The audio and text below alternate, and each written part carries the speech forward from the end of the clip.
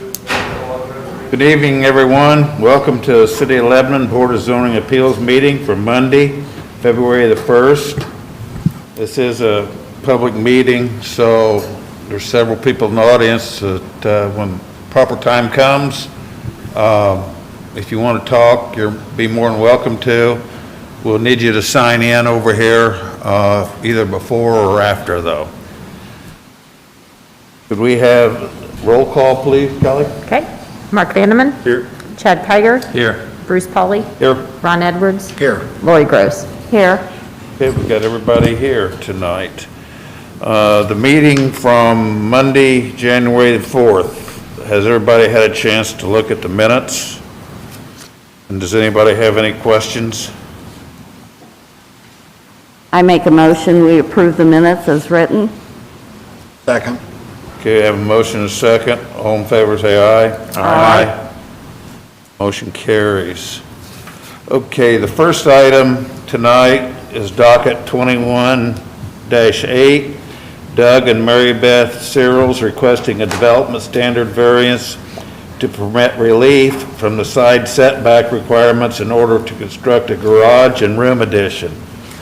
The property is located at 1621 Douglas Lane here in Lebanon. The property is zoned SF2, and they're requesting a side setback variance. Ben? Good evening, board members. Just walk through a little bit of background on this for you here. We'll pull the screen up. You can kind of see the existing conditions on the property. This is the property in question here. You'll see there's the home with attached garage that you see here and driveway. As you can see, the existing garage is closer to the side property line than that 7.5 foot setback from that zoning district. And you'll also see that a number of the other homes have these added garages that are the same. So the current application that's in front of you for the applicant is they're requesting to tear down this existing garage and essentially build, let's see, I think this is what I want. Nope, that's not the right one.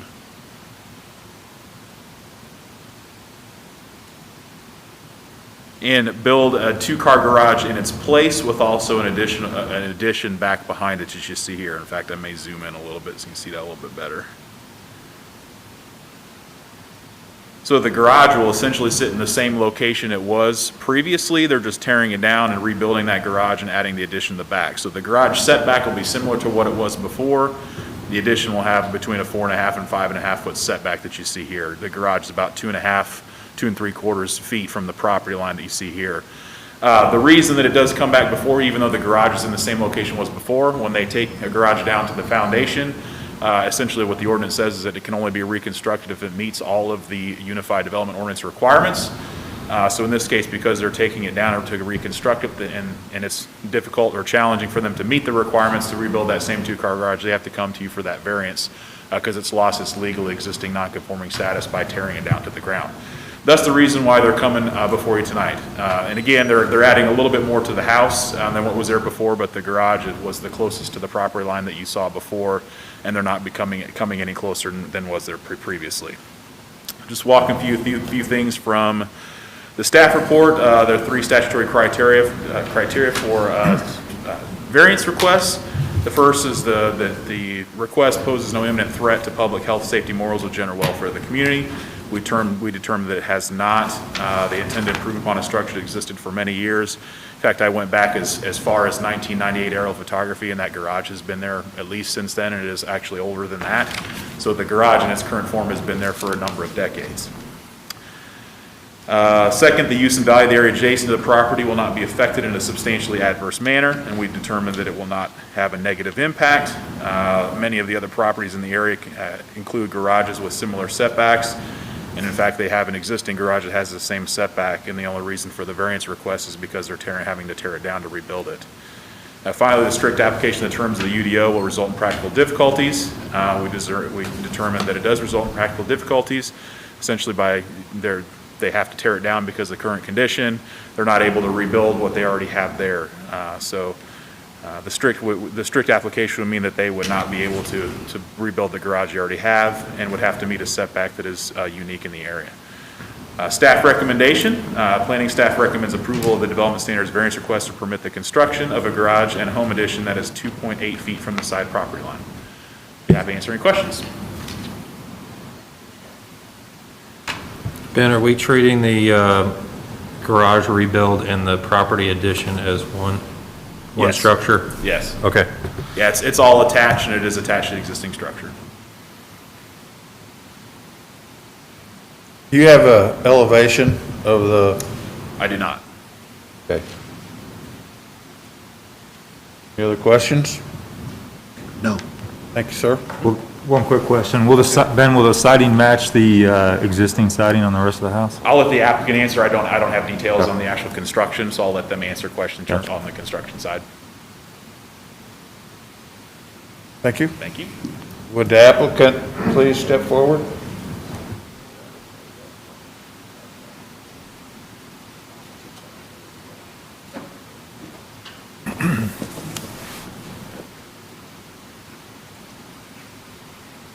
Hi, I'm Doug. And I'm Mary Beth. I know the question come up about the siding and the elevation. We didn't do an elevation drawing, but it'll look the same as it did before from the front of the house.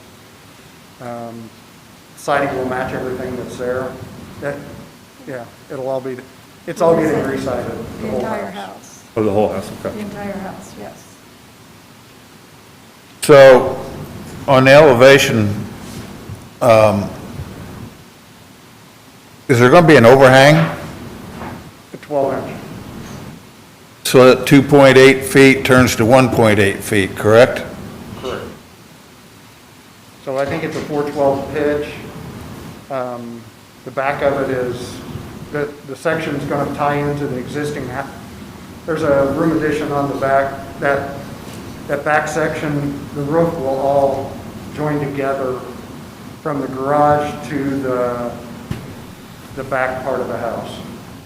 So then the room addition will have a separate pitch on it, the separate roof line. Okay. How do you intend on, I guess, keeping your water on your property? Is there a swale or anything through there? Maybe I didn't word that quite right, but, There'll be gutters on the house. The gutters will be drawn back to the back of the house. okay.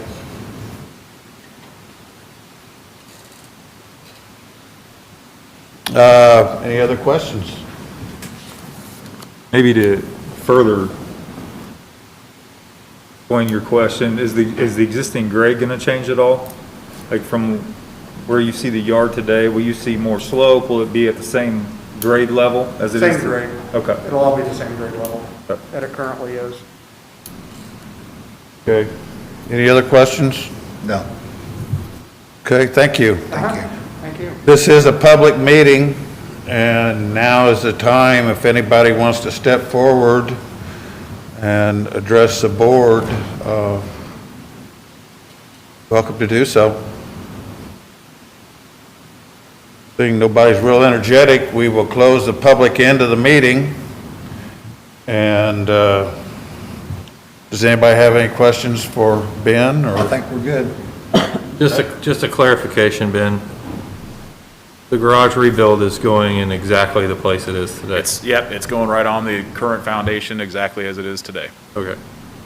No changes to the overhangs and the pitch of the roof? I don't know if there's any changes to the overhangs or the actual structure itself, but the foundation, which is where we measure the setbacks from, is the same. Okay, thank you.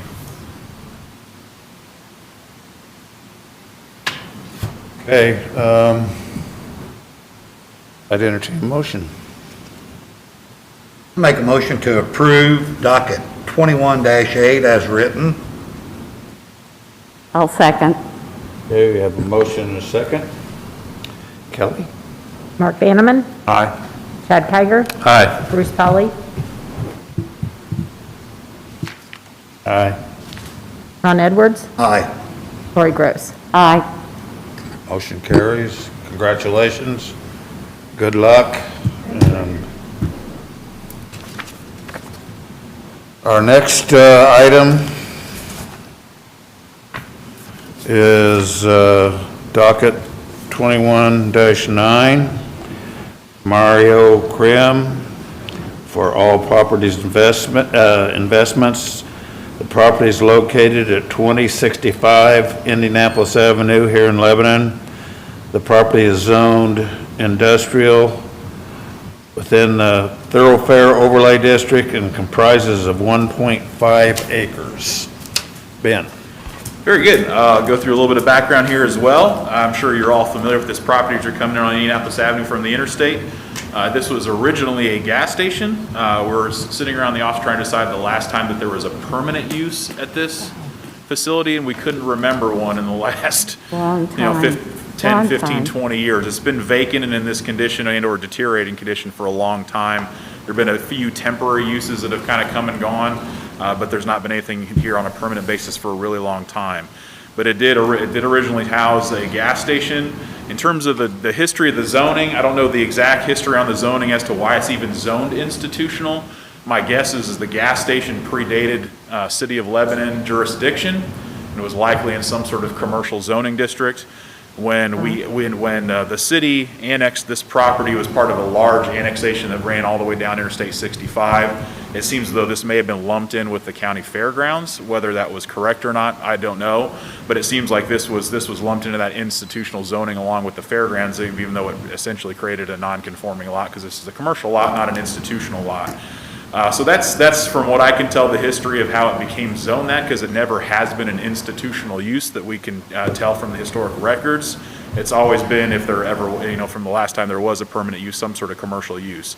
And in this case, it was a gas station and has a small little, overhead door for doing minor car repairs and things like that.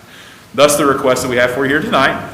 We've got an applicant that is looking to do some major remodeling here, fix up the building, repave the parking lot, install landscaping, put in new fencing, and operate this as an auto repair facility, which is like similar other than the gas stations to what it used to be used for. Because it's in an institutional zoning district and in a thoroughfare overlay district, both of those districts do not allow auto repair facilities. So thus they're requesting the use variances for you here tonight. So let me go and pull up a couple things for you here. The first thing I'll show you, this is the proposal by the applicant for how they're going to update the building, really kind of do like a historic type look to the building, kind of throwback look to what the building maybe could have looked like in some of like the old gas pumps and things like that in the old cars. They are wanting to do more of a higher end repair shop here. So they're reflecting some of those ideas that you see here in the imagery of how they're going to update the building. And then in terms of the site, make sure, that's not the right one. Here we go, that's what I want. So what you see here, we'll let it load up here a second, it'll take you just a little bit of a moment. We did request that they do some significant site upgrades, as you all could see in those original photos. It's in pretty rough shape. So they're intending to repave this entire front area out here where the asphalt's all broken up and lots of weeds growing. And they're planning quite a bit of landscaping you see along the road and around the front of it to really dress that up as much as possible. The primary area where they will be parking vehicles they're working on, they're now putting behind a 6-foot tall privacy fence that you see represented here in this brown line. So they will be effectively screening those cars from view behind that fence. So this area out front here would be used for customer parking only. No cars worked on will be parked out there. Now, when I get into the conditions, as you saw in the photos, there's also a barbed wire fence that wraps around a majority of this property. We're asking that be taken down as part of this request, and a couple other things. But this gives you an idea of what they're proposing in terms of dressing up the property and how they're going to screen the cars and what the building's going to look like. So just to walk through then, the 5 criteria that must be satisfied in order to approve the use variance, which would allow an auto repair shop within both the institutional zoning district and the thoroughfare overlay district. The first is that the approval will not be injurious to the public health, safety, morals, and general welfare of the community. We have determined that it will not be injurious. The proposed use is compatible with other uses within the vicinity. As you know, this corridor houses things such as equipment rental places, a couple agricultural implement dealers, so it's very much in keeping with some of the uses you see along this corridor. Use and value of the area adjacent to the property, including the variance, will not be affected in a substantially adverse manner, and we had determined that it would not. The applicant's proposing to make significant improvements to both the building and the site, both the cosmetic improvements and the site repaving. Will actually help the area from what you see out there now. The need for the variance arises from some condition peculiar to the property. I talked a little bit about the history of the zoning. In fact, how it might have been zoned institutional. So it was originally constructed as a gas station with an overhead door for light vehicle repairs that actually predates our UDO. So it is a legal existing non-conforming use, although it's been inactive for so long that it's lost its non-conforming status. It has limited use opportunities without a complete demolition and reconstruction of a new building. Keep in mind that because it's an old gas station, it also does have some environmental things that had to be addressed as well. So the applicant's proposed use most closely aligns with the use capabilities of the existing building and property. Criteria number 4, the strict application of the terms of the zoning ordinance will constitute an unnecessary hardship. The property was used for a gas station auto repair center. In order to use the property for permitted use, significant modifications would be necessary. In fact, we primarily would need to totally reconstruct the site. Institutional uses are primarily government uses, park uses, et cetera, things like that. Criteria number 5, the approval does not interfere substantially with the Lebanon Comprehensive Plan. The City of Lebanon Comprehensive Plan designates this area for institutional uses. Again, it seems like that entire area was lumped into the county fairgrounds, perhaps unfairly. While the use proposed by the applicant is not permitted as an institution use, it does not interfere substantially with the plan. For that, to finalize here, the planning staff recommends approval of the variance of use request to permit an auto repair facility use within the institutional zoning district. Subject to the following conditions: that the approval of the variance of use is limited to those auto repair uses proposed by the applicant. Any change in use or increase in the intensity of the use, and by that I mean significantly large area store the cars, they want to rebuild and add on to the building, something like that would increase the intensity of the use or size of the use. That would require approval by the City of Lebanon Board of Zoning Appeals. So they would have to come back to you if there was any significant change in how they were using the property and intensity of use. Number 2, that at no time will cars in any level of disrepair or any car parts or other equipment be located outside of the fenced-in area on the property. And by that, I mean the area that you see to the, I guess it's to the north of the building primarily, that would be behind the privacy fence. And number 3, that the applicant remove the existing barbed wire fence, repave all parking areas, and install proposed landscaping and storage area privacy fence prior to occupancy in the building. With that, I'd be happy to answer any questions. Questions? If I remember right, the reason that station was closed down was because one of the tanks actually started leaking. Have those tanks been taken out, or are they still there, or do you know? I believe everything on site was addressed. I know that they were trying to do some monitoring off site on the fairgrounds side. I'm not sure what the status of that is, but my understanding is everything on site had been addressed. Okay. And then, your recommendation number 2, that at no time will cars in any level of disrepair be left on site, parked on site. Does that also, how far does that go? Because I really wouldn't like to see 5 or 6 cars that aren't in disrepair just parked outside of a night, or sales or anything like that. Would sales be this limited? doesn't permit auto sales, do it? Keep in mind, used car lots aren't permitted in the overlay district either. So this would only allow their repair use on this site. This would not allow any other commercial uses on the site. That's all this request is for. Okay. Any other questions? Thank you, sir. Mm-hmm. Would the applicant step forward, please?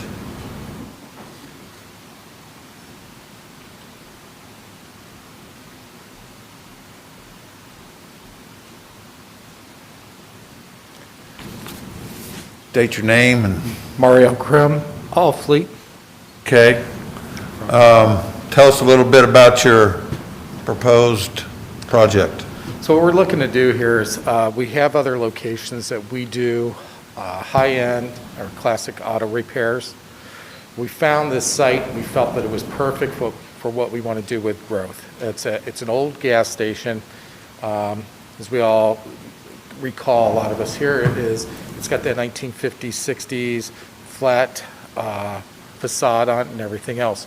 So what we're going to do is we're going to go ahead and put graphics over top of all that, kind of return a call back to, you know, the era of the automobiles that we want to work on there. So we're not looking to have cars sitting around.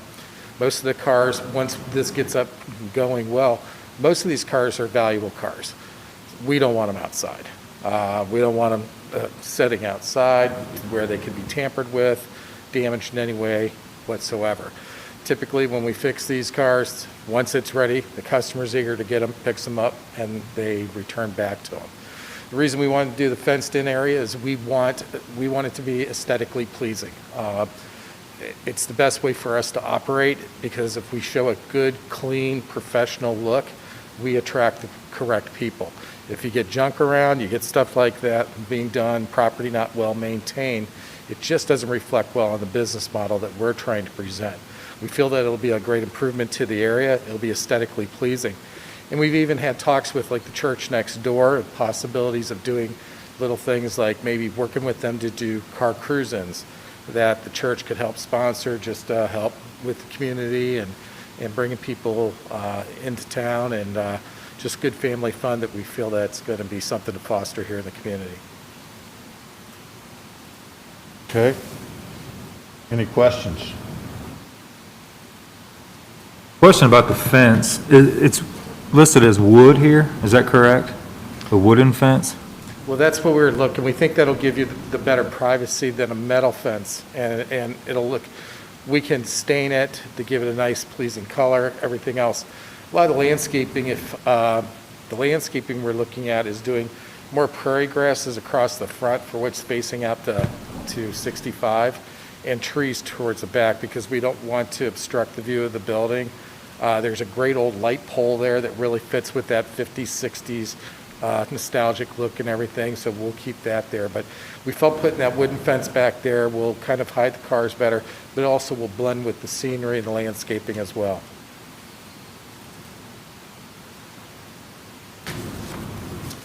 Any other questions? Thank you. Thank you. Once again, this is a public meeting. Would anybody cares to address the board? Now's the time. Okay, nobody's stepping forward. We will close the public end of the meeting. And does anybody have any questions for Ben before we proceed?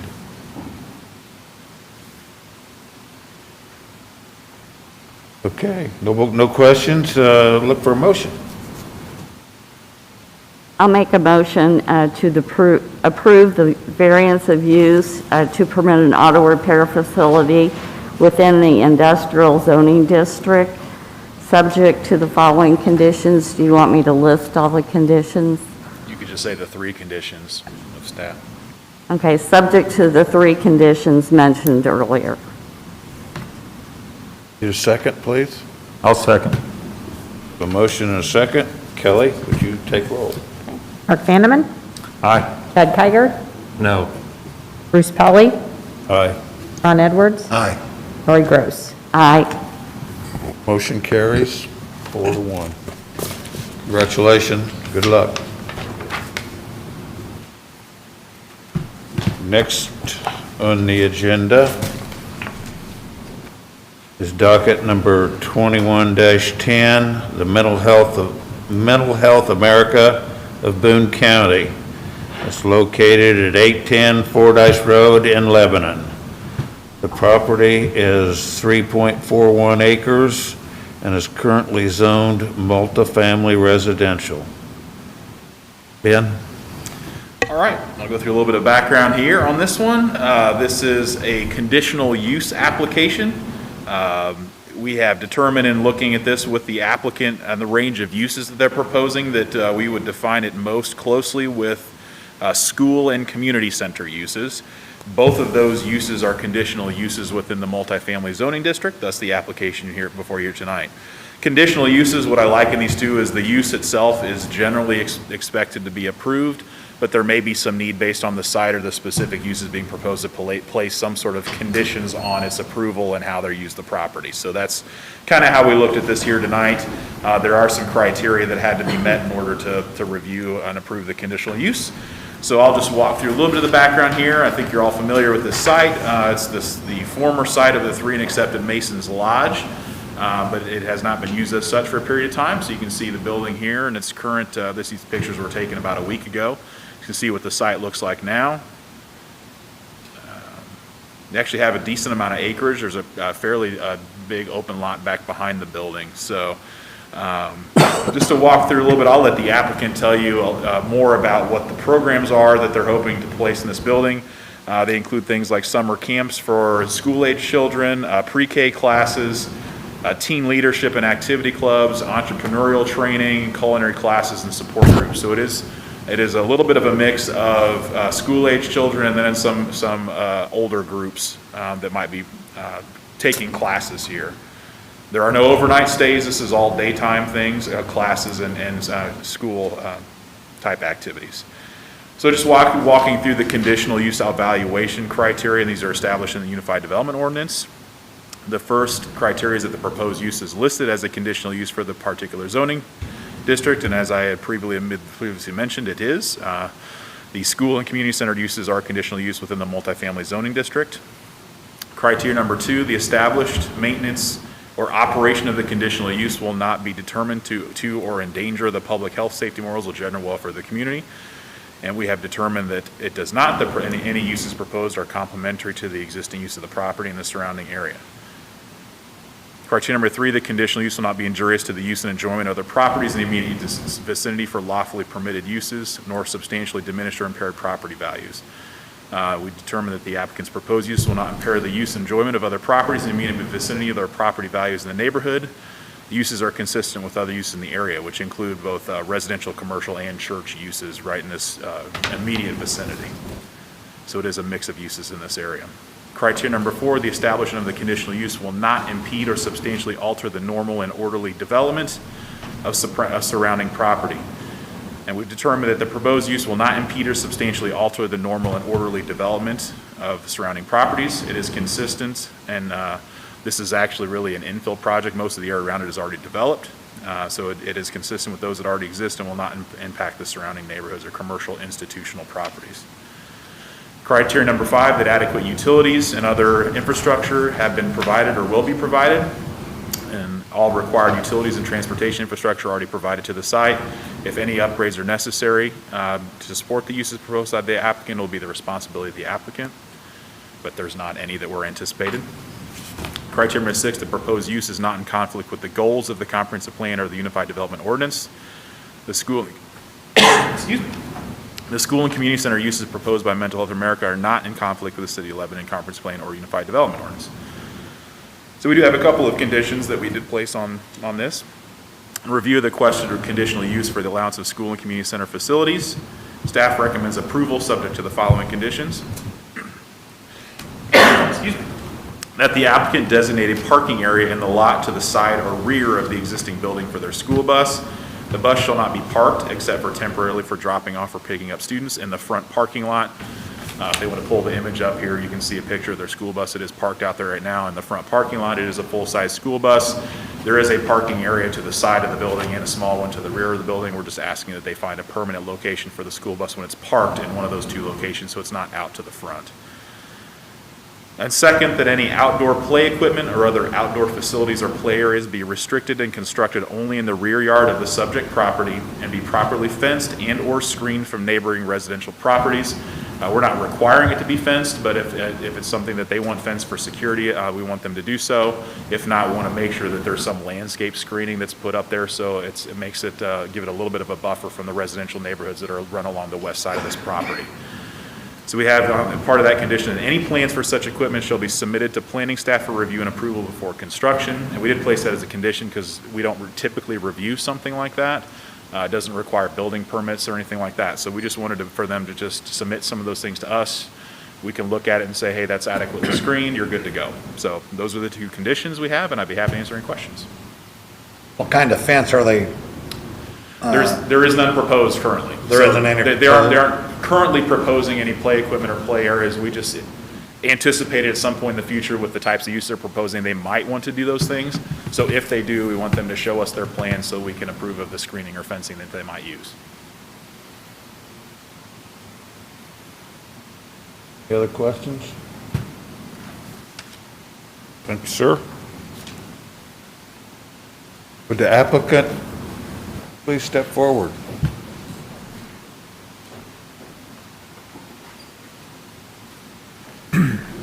Members of the board, it's an honor and to speak to you, and I appreciate the opportunity. My name is Pascal Fettig.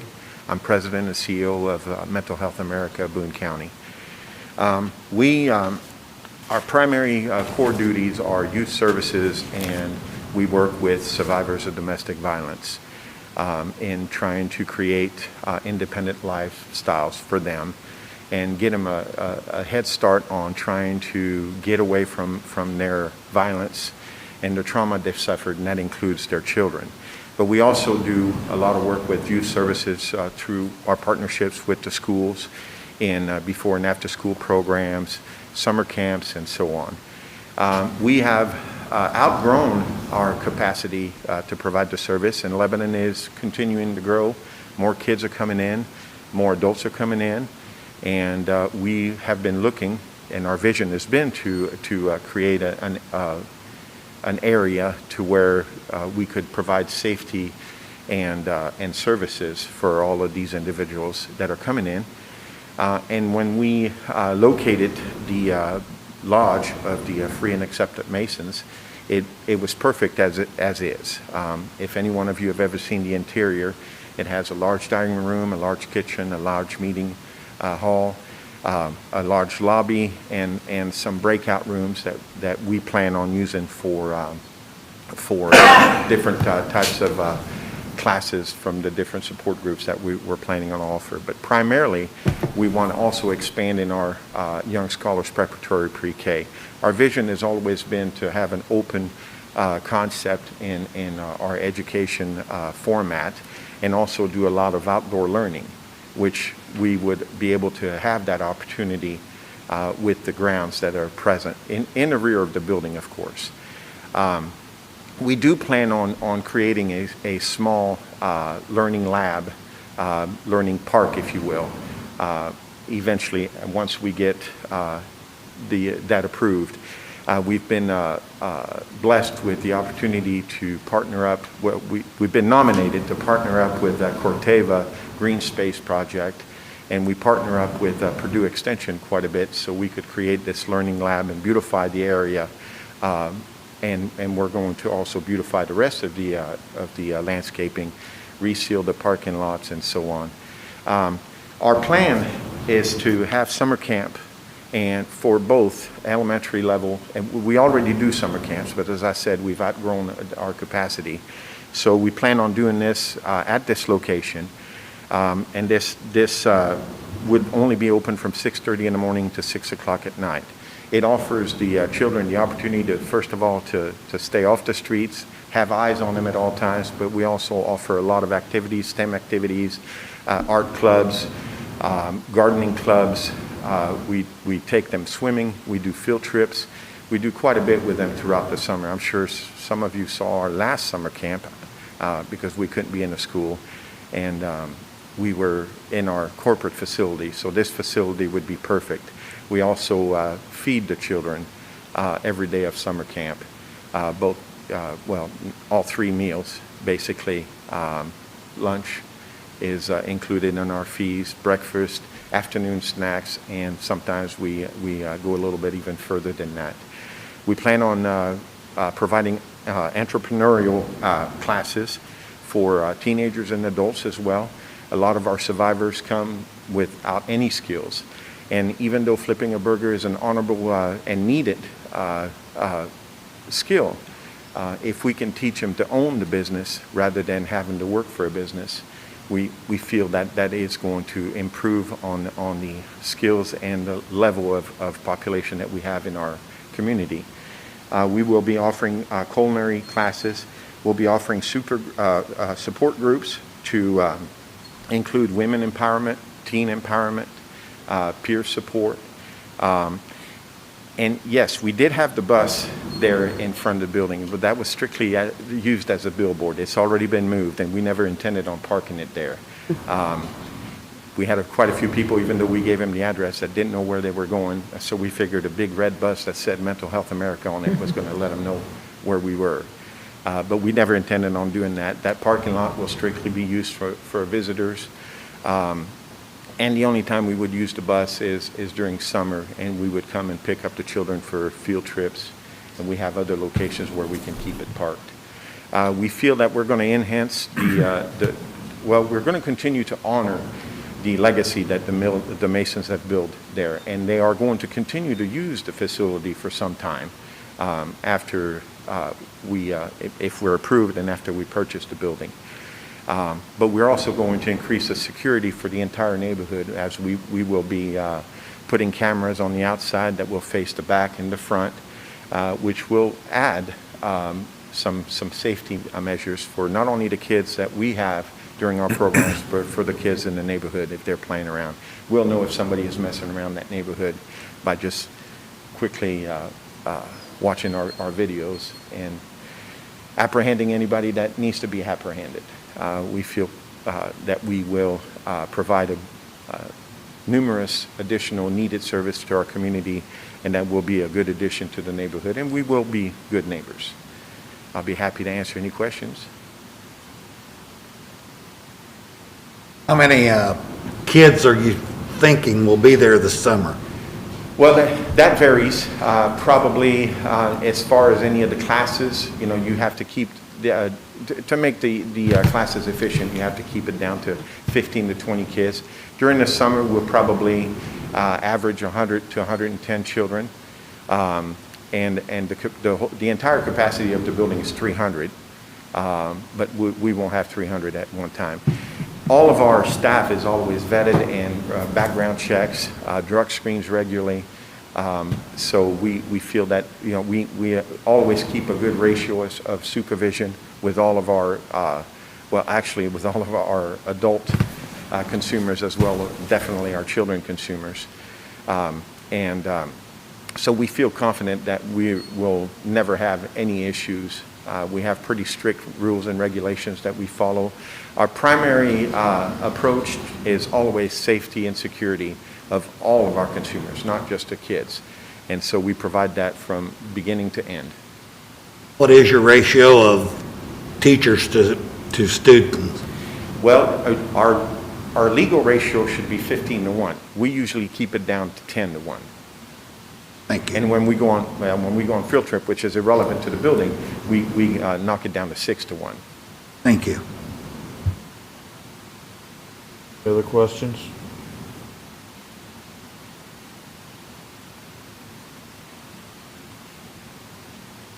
Thank you.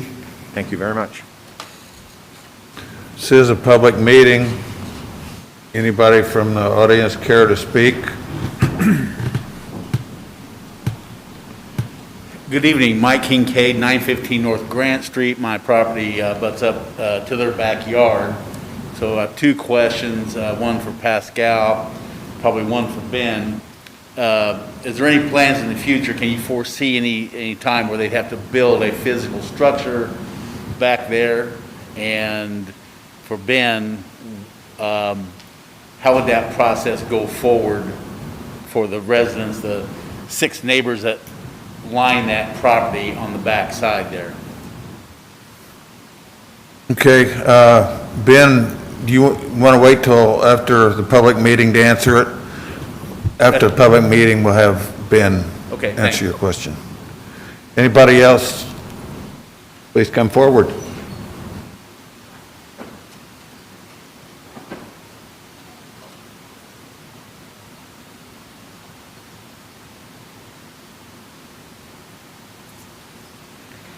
My name is Penny Johnson, and I'm one of the neighbors that grassy area in the back. I came tonight because I am concerned about fencing. I'd like to have a fence up.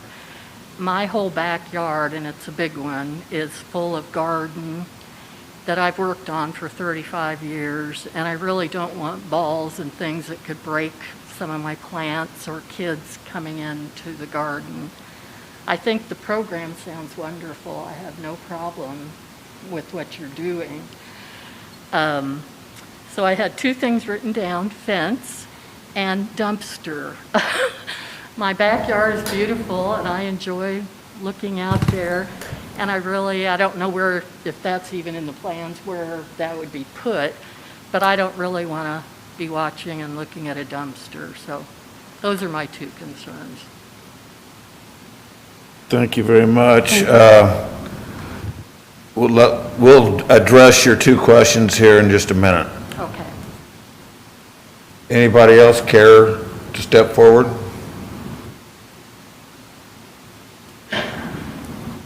Okay, we'll close the public end of the meeting. And Ben,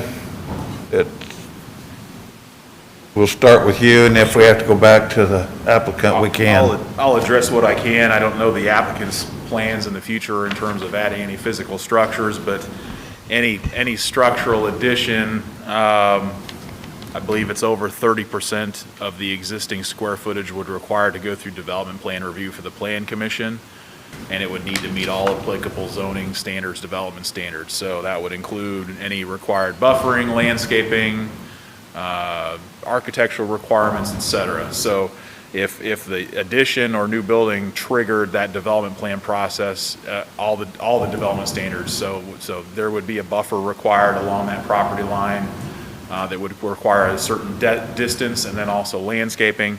So all those would become part of the process. It would be a public hearing, so all the neighbors would be notified again of that process.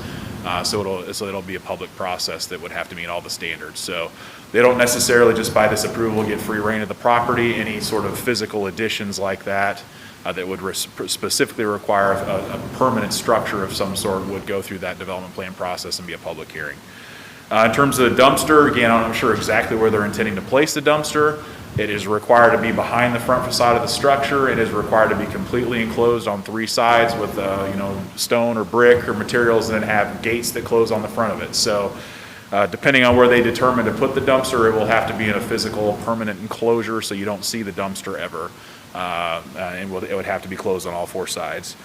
In terms of fencing, again, that's totally a condition of the board. If they're requiring fencing for play areas, that would be a condition you want to place on it. We don't require fencing for that sort of thing, so that would just be something to consider between the board and the applicant in terms of that. But we do not require fencing necessarily for play areas. Does that answer everybody's questions? Okay, I got one question for the applicant.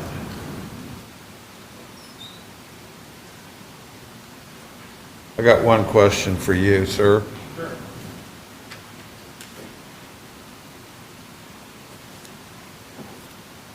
I guess I'm going back to her fencing question. Is how far is the play area, do you know, from your property line? Does that make sense? Well, sure. Now, the play area, which is actually going to be more of a learning lab, if you will, but it's going to be beautified, there is a small structure by way of a garage, and it will be, since we believe in outdoor learning, the garage is going to be part of our storage area for if we have tricycles or any kind of gardening tools. So it'll be directly behind that. I don't have any sizes at this time, but I can guarantee it's not going to go anywhere near any of the fences, which I believe are already in place from the neighbors. We're not sure if we're going to be fencing the area or not. We'd like to have the open feeling of being a good neighbor, but we'll take a look at it as we move forward. But it'll be a relatively, in comparison to the 3.4 acres, yeah, it's going to be a relatively small area. And if I'd like to address, if I understood the lady's comment on trash, which is a genuine concern, we believe in community services, and our kids regularly go around town to pick up trash, and they definitely pick up trash where we try not to leave an imprint. And I guarantee you that If you find trash and you come to me, it'll be taken care of very quickly. Okay, thank you. Thank you. Any other questions for Ben or the applicant? I did have one more thing I want to read into the record. I forgot to do it during the public hearing. We did receive a letter a week and a half ago that I forgot to put in your packet. I did place it, put it in there earlier today, but some of you may not have seen it. It's from Amanda Yanni. She lives at 803 North Grant Street. I think she's actually the first house out by the intersection. She's the first house that faces actually more towards the front of the property. And she did send us a letter, primary concerns about safety for her property, making sure that people won't be walking past the front of her home. She does have a privacy fence in her backyard, so she does have some security. She's asking them to make sure that they use the side or rear parking lots for their bus and other vehicles for their employees. And frankly, I think the last thing she said is finding a bus a new permanent parking spot would make me a friend forever. So I think we did make sure to address the parking location. The applicant's already committed that that the permanent parking spot for the bus would not be out in the front there. It'd be more restricted to the back. And we have, at least in some case, in some respect, addressed any of the play areas or equipment areas that they might place in the backyard. Again, if you wanted to require fencing, that's perfectly your right to be able to place that in the condition. We just, in our conditions, said that they would review and require fencing and or buffering, landscape buffering, to screen from those residential properties to the west there. So, and we did ask that any improvements like that they submit to our office for approval before they do those. Okay, thank you.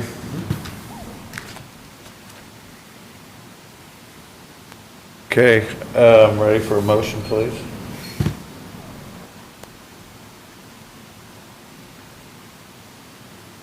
I have one question. Did we answer your questions? Because I'm not sure.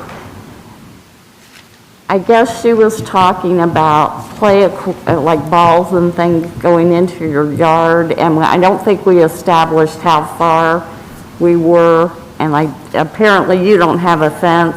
No, her property is directly behind the farm. Okay, I just want to make sure I don't know that we answered her question. Yeah, I don't know if you want to address further, and you talked about the learning lab. Do you have any other play areas, or would they be out playing with balls and other things that might go in her yard? Is that something you could address maybe also?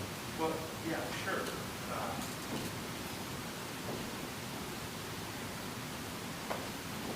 As I said earlier, we didn't have any immediate plans for fencing, but if that's what we need to do, we certainly will. We've been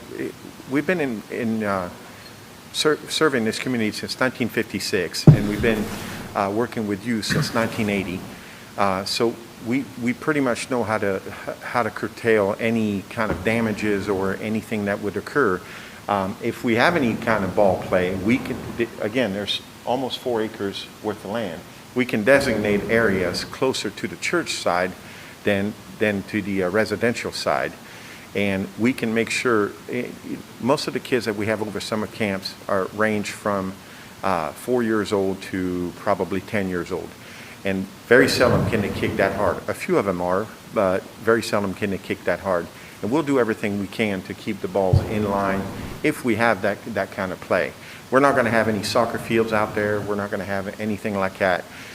Probably the most we do is play dodgeball at times, which is hand thrown.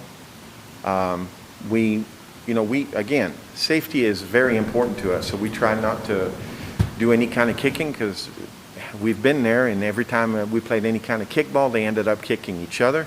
Then we have to take care of an injury, and we don't want to do that. We can have plenty of fun without doing that. So we'll make sure, accidents do happen, and I promise you, if the ball ends up in your yard, I'll personally come to your door and get it and make sure it doesn't happen again. But we will make sure that everything that our neighbors would like as far as any kind of security or safety for their property, that we implement it. Pascal, have you thought about any noise concerns? I'm sorry? Noise. 110 kids, playing outside. I mean, go drive by Harney Elementary. any day school is in session, and the playgrounds are loud. Yeah, they are. And this is a little different situation where we're not building a school and then building a residential neighborhood around it. We're taking a residential neighborhood and putting a school in it, basically. And so my concern is, people working from home, being that close to outdoor activities, is there a potential for some future conflict there? Have you thought through that? Well, absolutely. It's a genuine concern and a legitimate one. We understand that. Well, we have a ratio, and when we have 100, 110 kids, they don't all go outside at the same time like they do in a school. We rotate activities. So as soon as they come into our clubs, if you will, they get broken up into little groups, 10 to 15. So probably at any one time, you'd see 25, 30 kids outside. If it gets too loud, we have to be able to communicate to them. We don't use whistle. I don't like to treat our children like, I don't use whistle. We use our voices, and we have to be able to do so. So if it gets a little bit loud, we'll tame it back down. I have never had that complaint before, and we've been in different locations.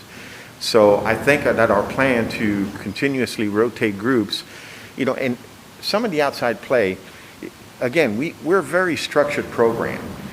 When you look at a school recess, our schools do a great job, and I'm not trying to knock them down, but during recess, they just let them go out there. We do not. We have structured activities. The outside play is, we'll have dodgeball here and there.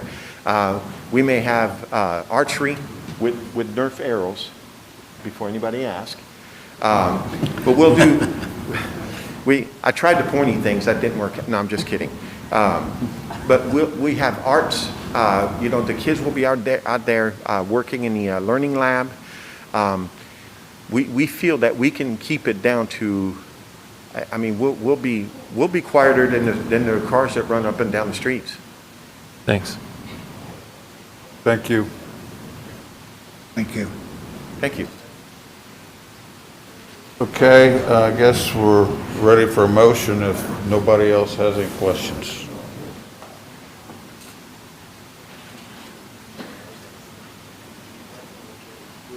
I'll make a motion to approve docket 21-10.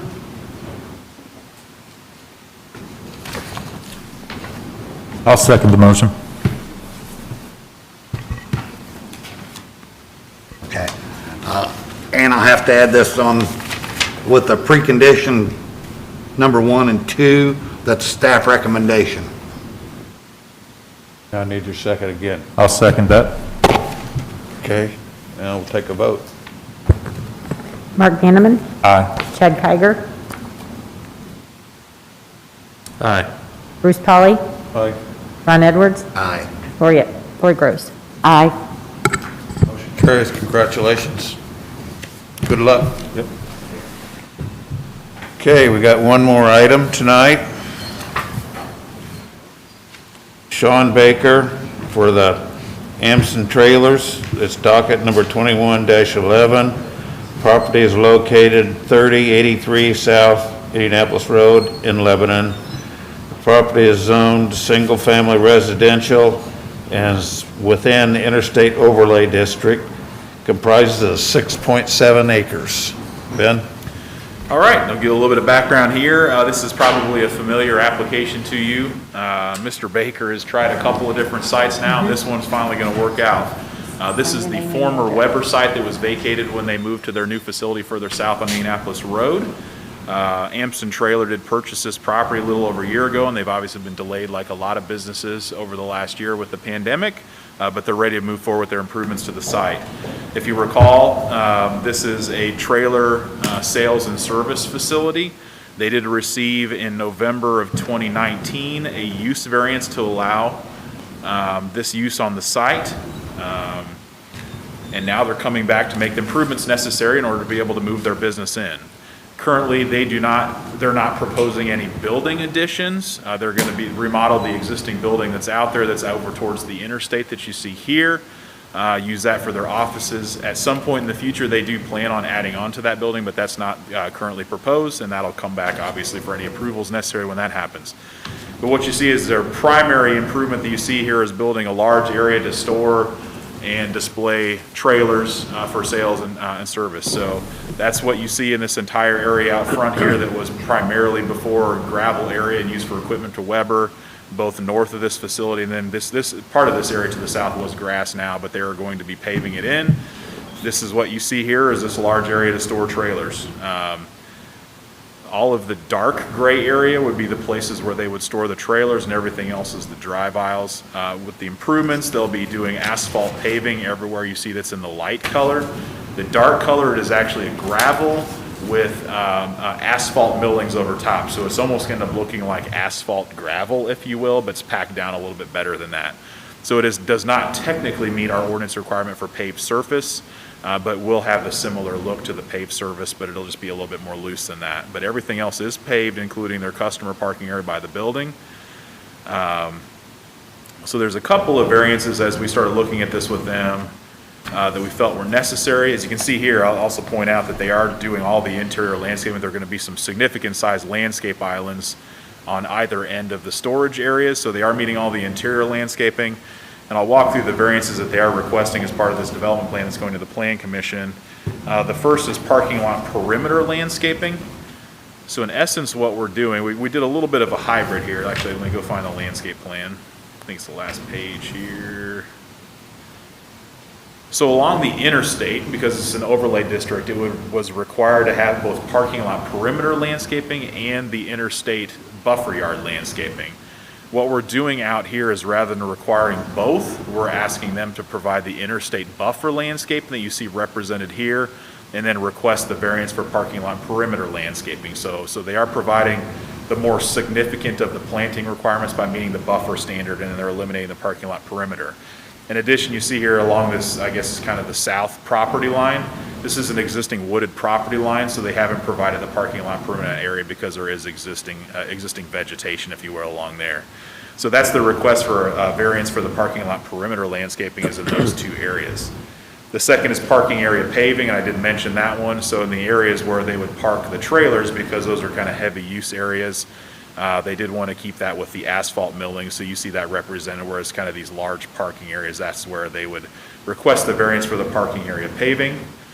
And the third is parking area curbing. On the interior islands, they will actually curb those with a low curb just to kind of maintain the landscape areas. So then we're talking about the perimeter where it currently, this basically will allow them to sheet drain everything to this large detention pond that they're having to construct.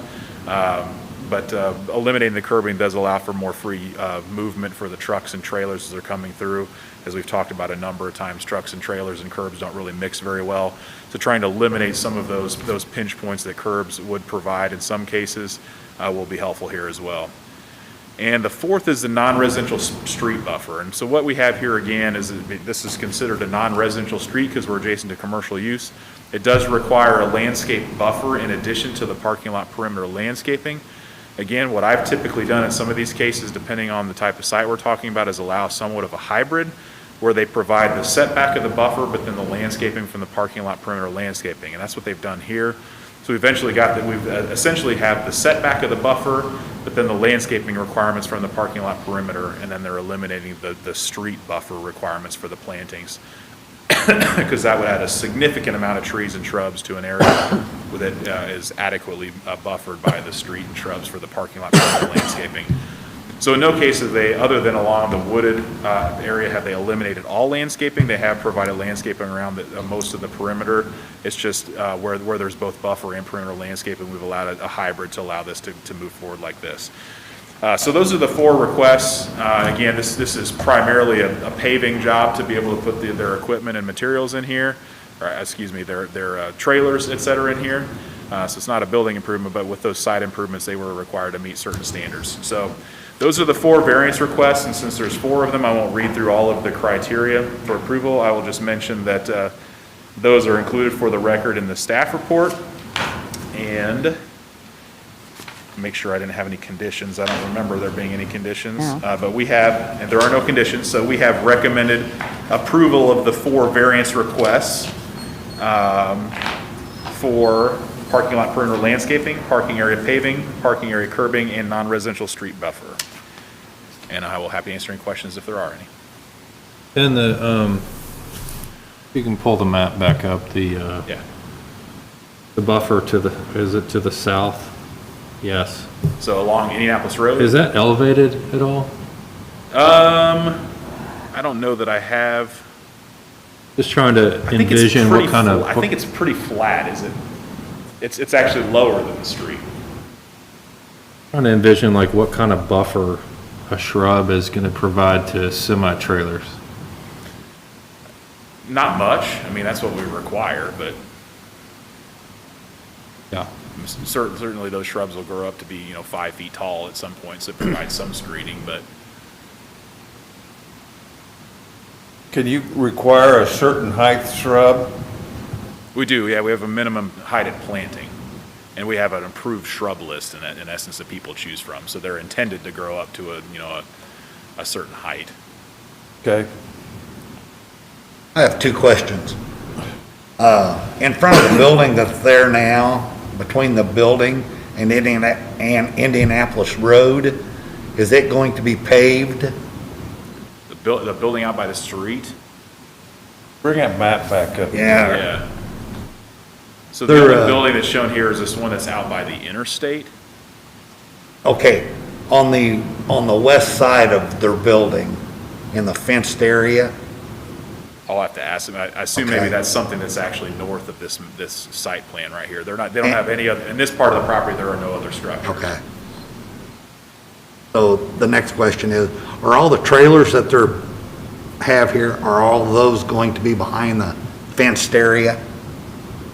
This is south of the area I think you're talking about. Okay, This is all new paved area. That's, the primary area I think you're talking about is to the north of actually this detention pond. that they're Indianapolis proposing Road's here. on the west side of that, correct? Yes. correct. Right there, yeah. Correct. But I think the area you may be talking about is to the north here. Okay. Weber had their blue fence up and all that. So this area is to the south of the Yes. fenced area? Yes. Okay, And they will be using that area to the north, but they're not, Yep. in terms of the modifications, that's what you see here.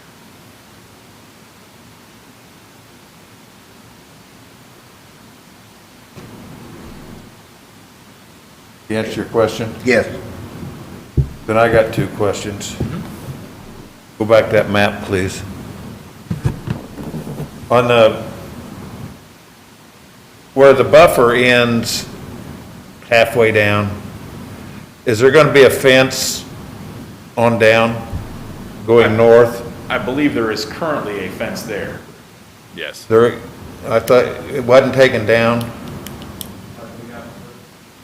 No, on No, the interstate. I'll wait till Yeah, you we'll- get up yeah, here. we'll let them. Next question, on the south end, where the existing trees are, that, right there. Are the trees on this property, or are they on the homeowner to the south? I think it kind of straddles the property line a little bit. Primarily, they're on the property to the south, but I think they do straddle the property line. Okay, thank you. Any other questions for Ben? Would the applicant care to step forward?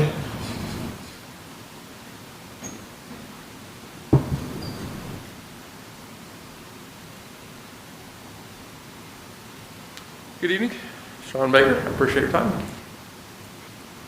Give your name, please. Sean Baker. Okay, now, Ron, you want to ask your question? No, I'm good since he, Oh, it was your question. You had a question for the About the applicant. fence. Well, yeah, I thought the fence on the blue fence that was there, has that been taken down The fence that borders 65. along the interstate? Yes, that was part of the, so we cleared all of the brush, the trees, the 20-some years worth of growth, all of that stuff. Cleaned up, Will that be going back up? if required. Okay, So so now, aesthetically, I would like to not, but at the end of the day, if you tell me it needs to go back up and we committed to Ben, yeah, we'll put something back up. our primary goal was to get in there and clean everything up. I mean, it looked pretty awful before we started, so we can kind of clean everything up, brought that mound down a little bit so that it can have grass and stuff planted over it in the summertime. Okay. Anybody else have any other questions for me? Well, I guess I'm trying to find that map that Ben had up there earlier. Kind of goes back to the question. There it is. It looks like that buffer stops halfway down that line. I guess we kind of alluded to your question there. That buffer stops halfway and the fence is gone. Is there not an additional buffer required down that interstate? So we are working through a couple of these details with the applicant. This is a new one that just came in earlier today. What I'd indicated to them is that the entire length of the interstate requires the buffer, so they need to calculate how many trees and shrubs they're required based on the linear footage. They can plant them there where they want to, so if they want to cluster them to maintain some clean views to the site, because I'm sure visibility from the interstate is important, but they have to maintain the number. So I don't know if I haven't counted this yet to know if they have the correct number. It looks like it might still be light, but they have not requested a variance from the interstate buffer, so they will have to provide what's required there. So we're still working through those details. I had expected to be more plants here than what's shown, but they're not requesting the buffer variance. So if they're required to have 50 trees and 200 shrubs for the length, they can figure out where they want to plant them, but they have to show them all on the plan. Do you have any other questions? No. Thank you. This is a public meeting. If anybody has any questions, care to step forward. Okay, we will close the public end of the meeting. And if there's no other questions, I would entertain a motion, please. I'll make a motion to approve the development standard request to permit relief from non-residential street buffer requirements of the Unified Development Ordinance. And should I include, there's got to be more. I was going to say, do you want to just go ahead and include all four of the requests at the same time, or do you want to do them separately? Maybe that. I think all four of them at the same time. Approval of all four variance requests. Second. I'll second. Kelly? Okay. Mark Vanderman, Aye. Chad Kiger, Aye. Bruce Polly, Aye. Ron Edwards, Aye. Lori Gross. Aye. Motion carries. Congratulations. Good luck. I think that was the last docket we had. The next board meeting is scheduled for Monday, March the 1st in this room at 7 p.m. Does anybody have any other questions or business? Okay, we'd like to adjourn. Second? Okay, motion is second. All in favor say aye. Aye. Meeting is adjourned.